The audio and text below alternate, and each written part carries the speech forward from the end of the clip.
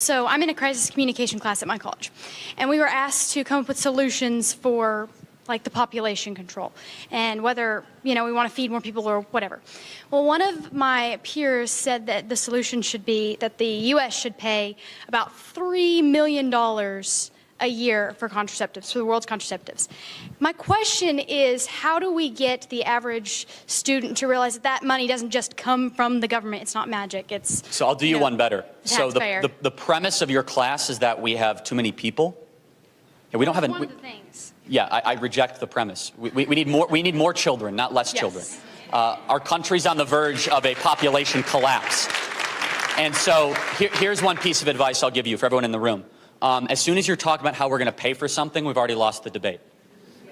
First, you should say, why should we pay for that nonsense at all? And by the way, we shouldn't fund contraceptives. We shouldn't fund any of that garbage. But back to what you're saying. So this is basically you're being taught earth worship, okay? And that's what's being taught in most schools, which is somehow we must put the earth above the well-being of human beings. Remember, we have a pro-human agenda, right? Now, we shouldn't abuse the earth. We shouldn't pollute the rivers or the lakes. But always we should have a belief in human supremacy. I know that's like a weird thing to say, but that's basically where this conversation goes right now. I believe human beings are image bearers.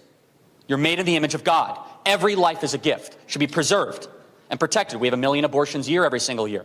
And I believe if you can't get that issue right, then look at all the other issues you screw up beyond that.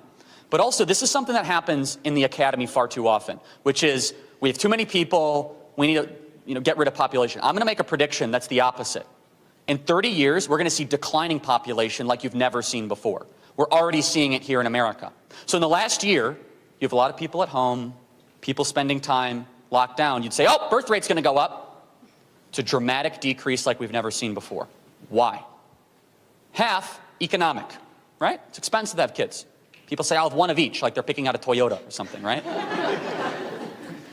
The other is that if you don't believe that children are necessary to be fruitful and multiply, to replicate your values and replicate yourself, why have children? So if you don't teach people that having children is necessary, and those of us that believe in the Bible, we have an answer for that. It's like the second chapter of the Bible, be fruitful and multiply. It might be the third. Anyway, the point is that it's right there. Then why have children? If you actually believe that climate change is an existential threat, which is complete gibberish, nonsense, and balderdash, and all of you guys should be unafraid to push back against all that garbage, because it's designed for one thing, power and control. And let me just tell you something that is a general rule. If your biggest worry in life is existential, you live a great life. If your biggest worry is the sky falling and not sanitation, nutrition, getting murdered on the way home or being beaten, you live a very nice life. You do. This climate change nonsense can only happen in a rich, generally peaceful society. This doesn't, you think that the people in the slums of India who have to worry, the 300 million that don't have access every single day to functioning toilets, you think that they're worried about the sky falling? Or maybe that they want a coal-fired power plant to be able to have a hospital or a school. And so I guess the final point I'll make on this, which is so important, is reject the premise. The premise of that whole thing is that more people, population increasing, much reduced people. I don't agree with that at all whatsoever.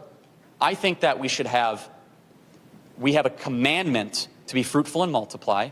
I do not believe even close that human population is what is destroying the entire earth.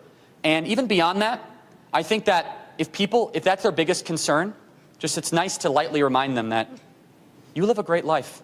Maybe you should worry about improving yourself, not destroying the world around you. Thank you. It's good. Thank you.